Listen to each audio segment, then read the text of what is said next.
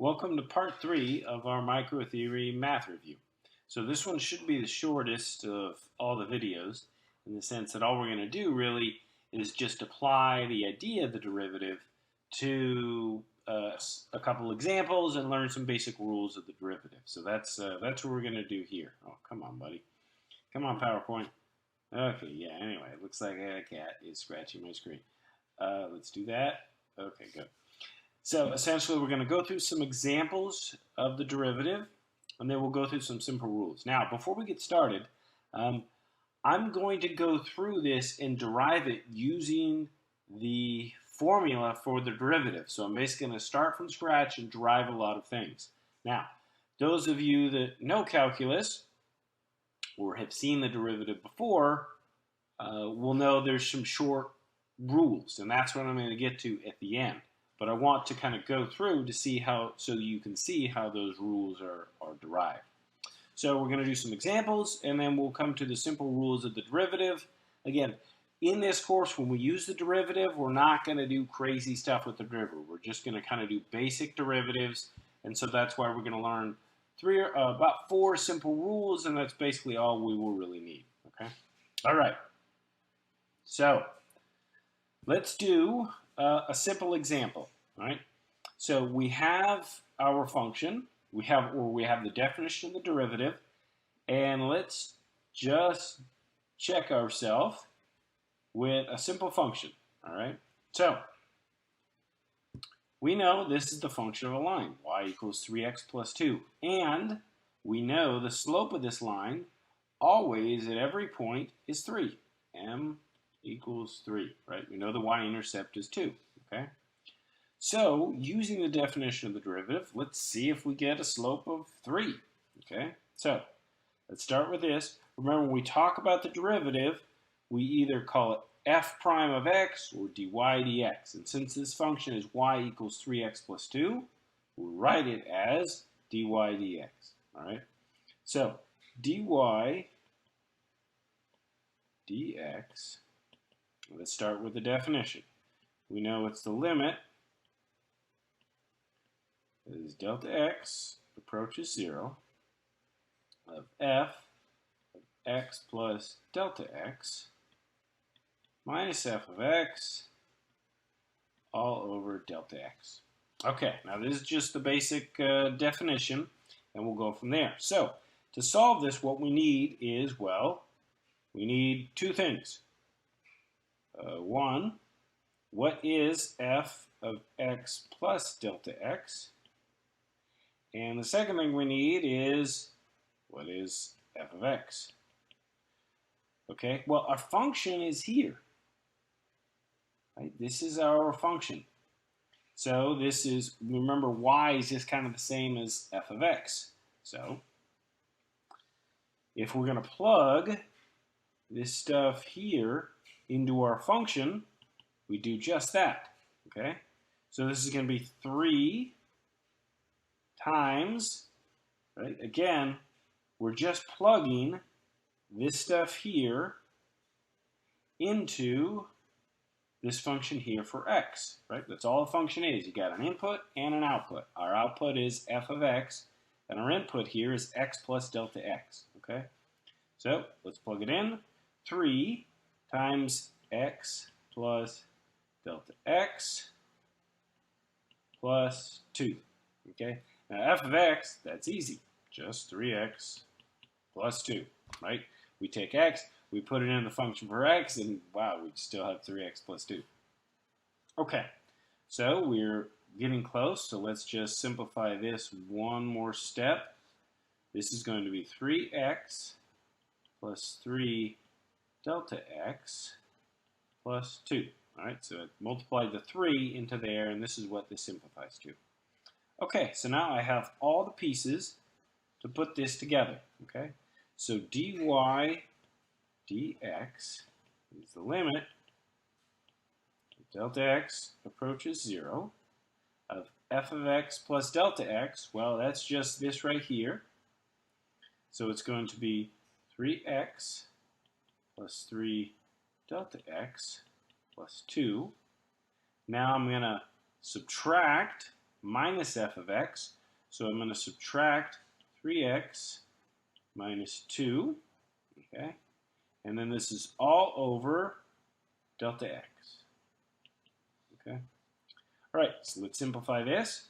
Well, we've got plus 3x here, and let me switch to, no, come on, PowerPoint. I want to switch to red. Okay, we're switched to red, right? We've got plus 3x here, minus 3x here, so those will go away, right? And we've got a plus 2 here and a minus 2 here, so those will go away as well, okay? So this is going to simplify to the limit delta x approaches 0. The 3x's are gone, the 2's are gone, so I just have 3 delta x all over delta x, okay? Well, as we know from our fractions we learned long ago, right? The delta x cancels here, the delta x cancels here, and I am left with the limit as delta x approaches 0 of 3. Well, there's no more delta x even left, so the limit as delta x approaches 0 of a constant. If you went back and wanted to really learn all your limits, this is actually just equal to 3, okay? So this means, if we put this over here, dy dx, that is the derivative or the slope of this function, is equal to 3. Well, it should, because we know from our basic Algebra 1 that the slope of this graph, this line, is 3, okay? So far this checks out.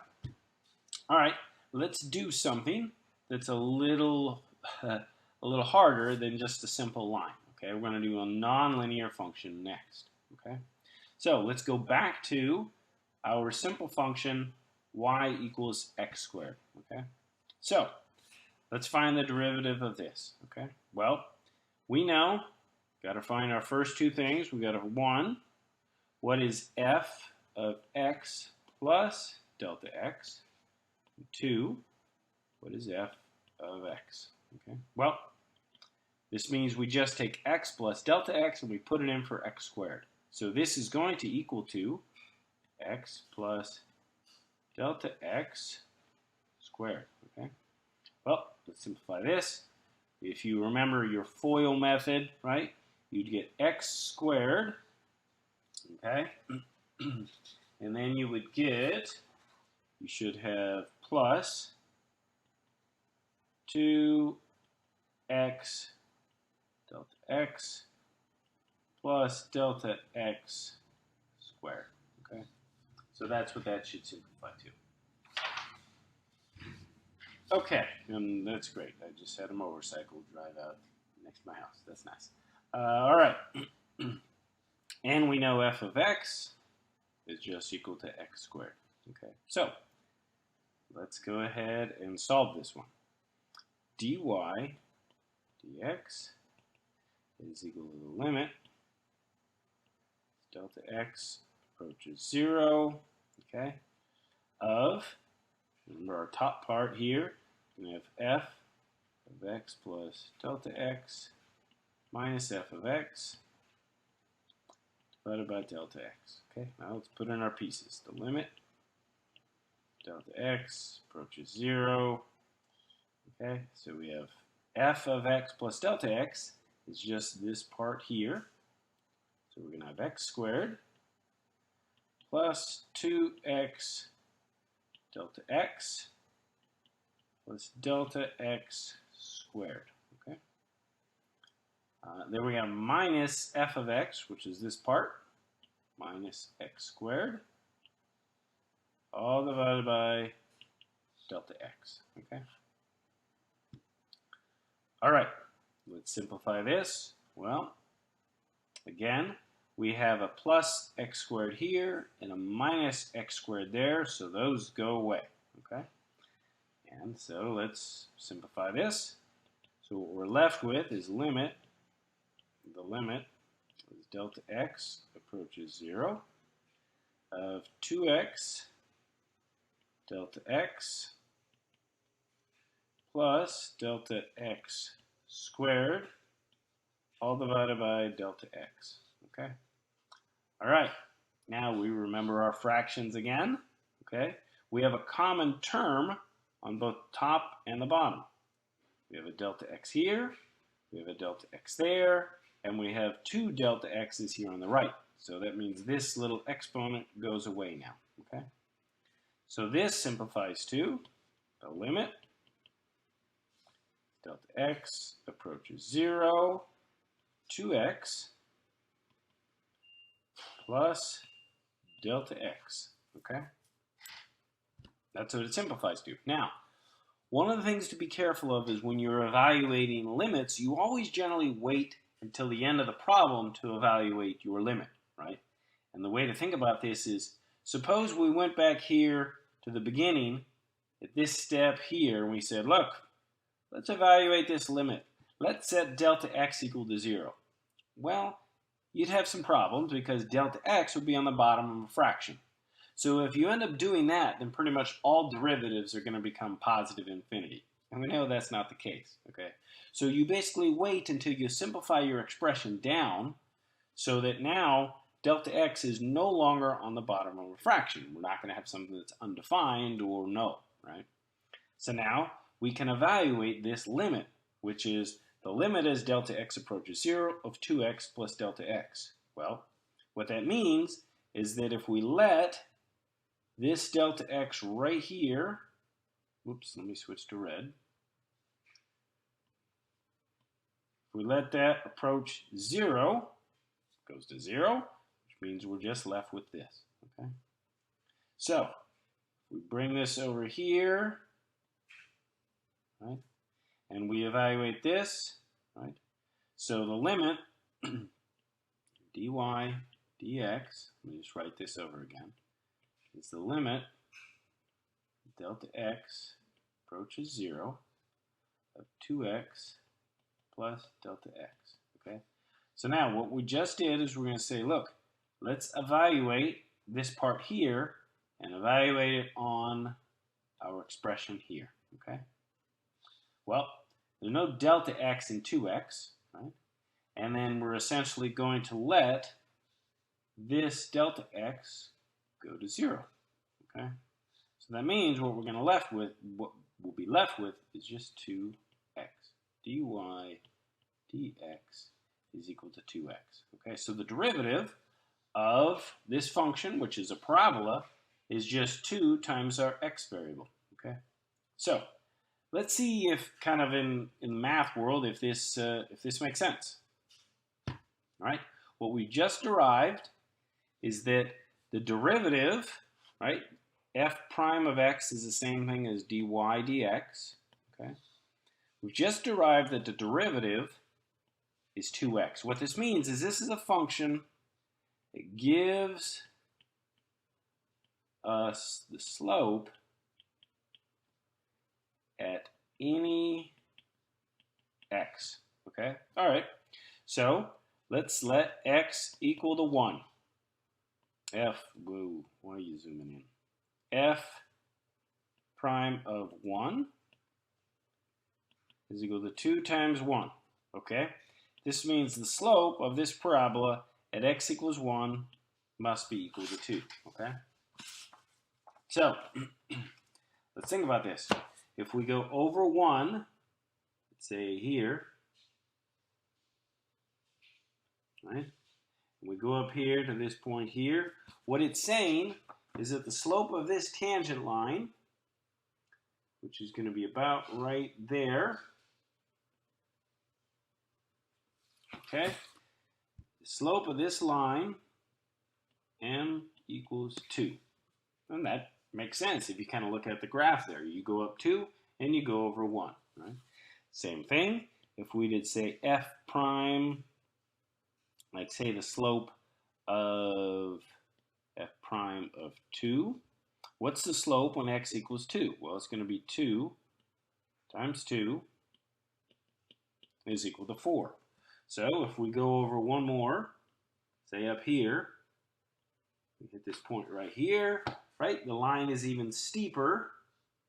This is probably our tangent line right there. And the slope of that line there, m is equal to 4, okay? So that's essentially what the derivative means, right? The slope of this function, f prime of x or dy dx, is a function that now gives us the slope of any tangent line at any single point. And it makes sense, right? The slope of this line here is 2. The slope of this line here is 4, okay?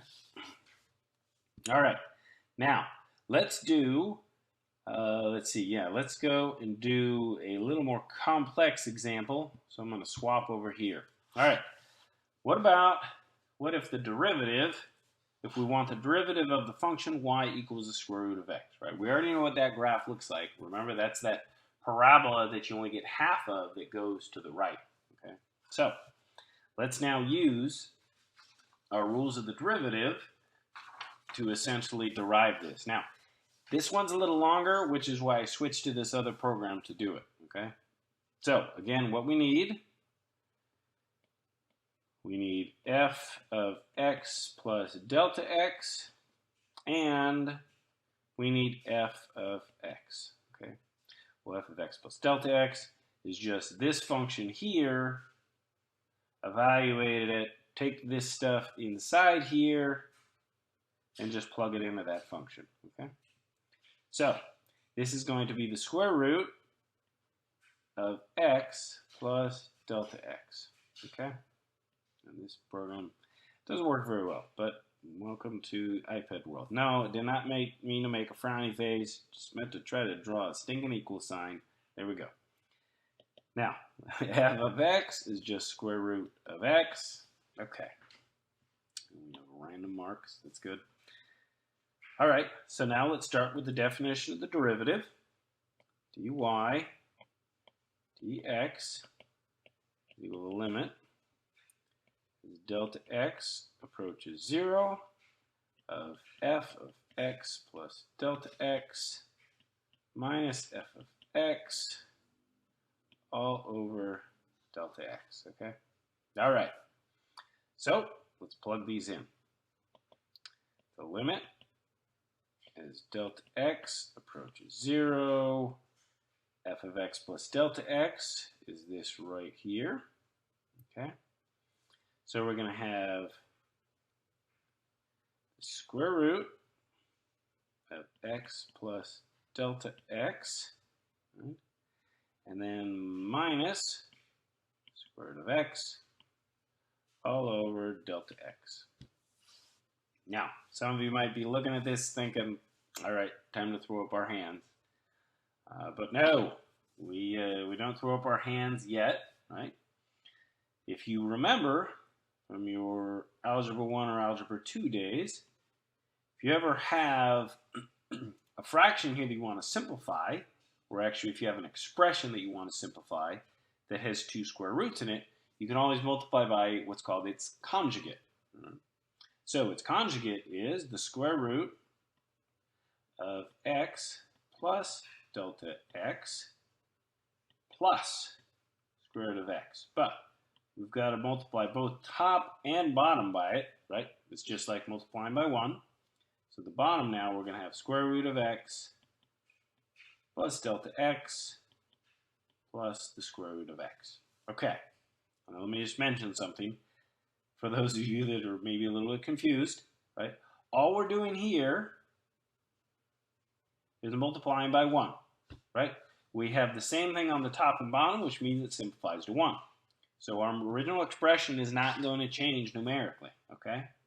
Now, the reason why we did this is because it turns out, and if you work through the math, right, these 2 expressions here, I'm going to say, let's switch to green. This expression on the top here and this expression here are almost identical except for the sign here.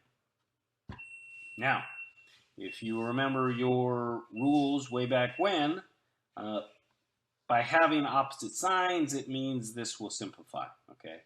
So essentially means you'll just do the regular old FOIL method that you remember from your Algebra I days, okay? So what we're now going to do is multiply this piece on the top here to this whole piece here, and then multiply the bottom here times the bottom here, okay?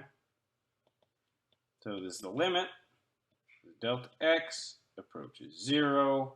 Now, if you use the FOIL method, right, you do the first, outside, inside, last, right?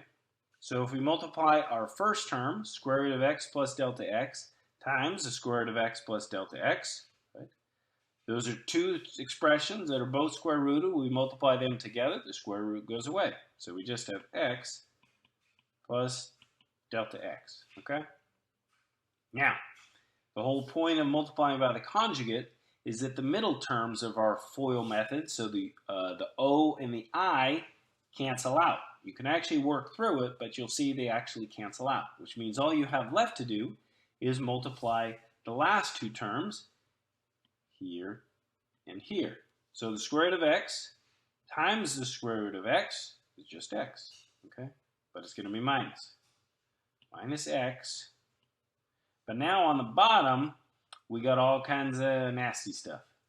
We have delta x times square root of x plus delta x plus square root of x. Okay? Well, let's start simplifying. Up here on the top again, we've got x and we've got minus x, so those go away. Okay? So let's simplify that.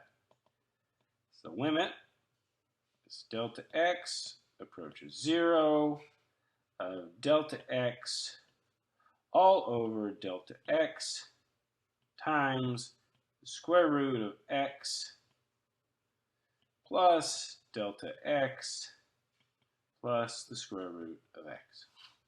Okay, now we're getting there. Now we can simplify again. Notice we've got delta x on top and delta x on bottom.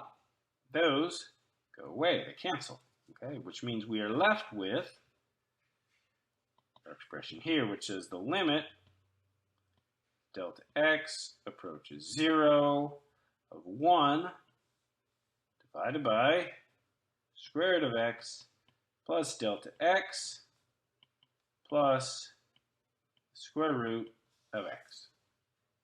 All right, so we are running out of space. Let me add another page, right?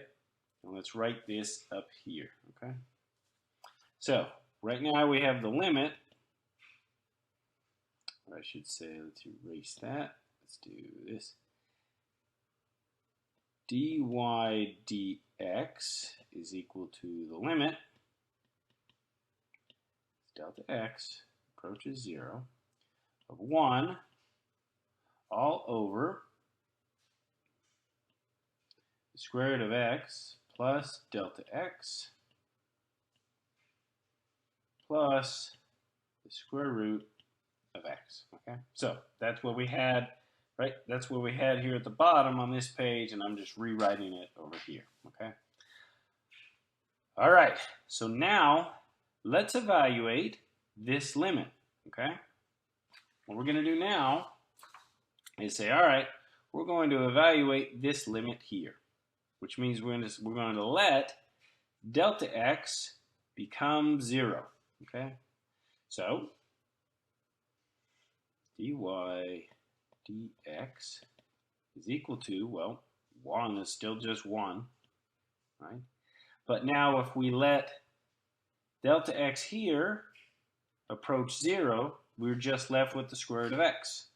So we have the square root of x plus, now over here, notice, there is no delta x, so it's just the square root of x plus square root of x, which leaves us with 1 over 2 square roots of x, okay? All right, so that one was a little more involved, okay? Now, what we're going to jump to now are the basic rules of the derivative. Now, I know many of you will just be thinking, why didn't you just show us the rules so we didn't have to walk through all these painful derivations? And that's just no fun, right? It's better to understand where things come from, because then when you use and apply the derivative in the future, you understand its basics rather than, I know how to use rules, I am a robot. Anyway, that was my best robot voice. All right, So let's go back here to the PowerPoint and to some of the just simple basic rules of the derivative. Okay. First one is the easiest one. The derivative of a constant is 0. Okay. Now, this should make sense intuitively. If we go back here and we have a graph, this is y, this is x. The line y equals 6, if you recall, is just a straight horizontal line. So yeah, its slope is 0, okay? So that's all this says. The derivative of a horizontal line, that is the slope of a horizontal line, is 0, okay? So anytime you have a function like y equals 6 or y equals 8 or whatever it is, dy dx is 0, okay? So the derivative of a constant is 0. The simplest rule.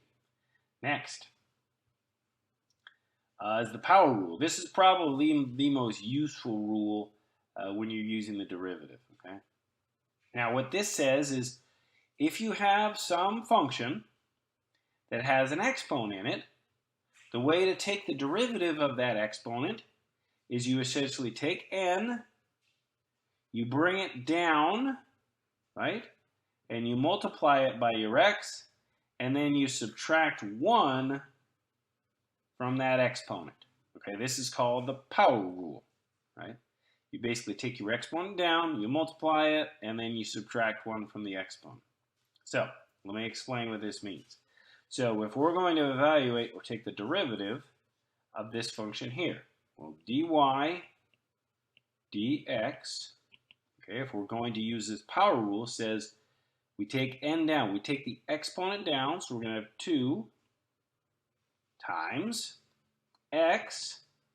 And notice what the rule says here is you take whatever the exponent is, and then you subtract 1.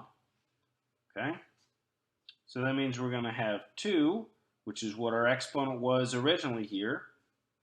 2 minus 1. This, well, 2 minus 1 is 1, so this is just 2x. Okay.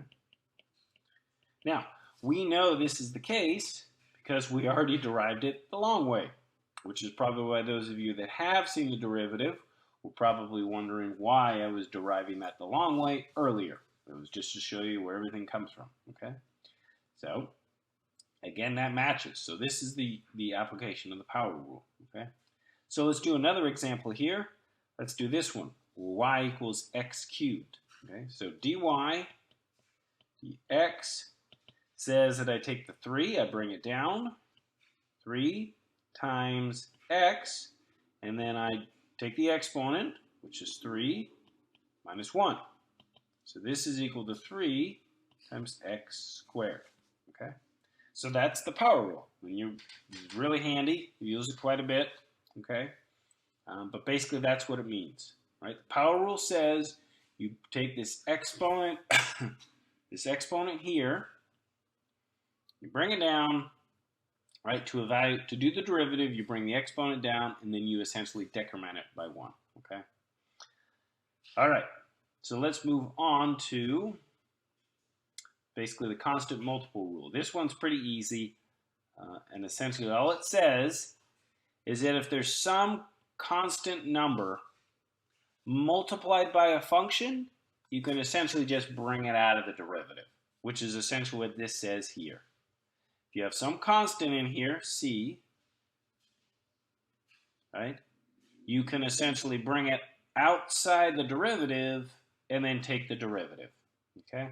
So, if I'm evaluating this function, y equals 3x squared, right, the power rule just says I can bring the exponent down.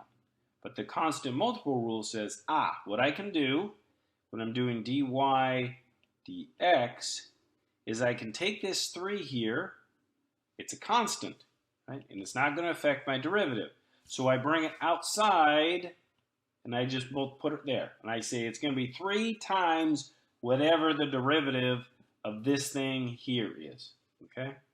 So we know from the power rule, the derivative of x squared is just you bring the exponent down, 2 times x to the 2 minus 1. So this is just equal to 3 times 2x, which is just 6x, okay? dy dx is equal to 6x. That's all the constant multiple rule says, is just any constant out front here, right here, can just be brought outside the derivative when you're evaluating it, okay? All right, last of our rules here is the sum rule. And again, this one is pretty simple, okay? It's just saying that, look, if you have two functions that are functions of x, say you have the function u and the function v, and they're both functions of x, then what you can do is essentially break apart, when you're taking the derivative, you can break it apart into two separate pieces, okay? So what that means is, if we're going to evaluate this function here, the derivative dy dx is just the derivative of the first piece here plus the derivative of the second piece here. That's what the sum rule says, right? If you have a function that is made up of other functions of x that are just summed together, then you just take the derivative of each piece, okay? So we'll do the first piece here, which is the derivative of x squared. So use the power rule again. Bring the 2 down, multiply it by x, which is to the 2 minus 1, okay? So now we've done this first part. Now we can do the derivative of the second part. Well, what's the derivative of x, okay? Now, there's a couple ways you can think about this. You could use the power rule, or you could just know the line y equals x as a slope of 1, okay? But we'll just use the power rule. Plus, well, x just has an exponent of 1, so there we go, times x to the 1 minus 1, okay? All right, let's simplify this. This is going to be 2x, as we know from before, okay? Well, this is plus 1 times x to the 0. So some of you are thinking, well, how the heck do we evaluate that? This is where you need to remember your definitions from long ago. Anything that is to the exponent of 0 by definition is equal to 1. So this means this is just equal to 2x plus 1. dy dx is equal to 2x plus 1. Okay? So these four rules will allow you to take the derivative of most things, right?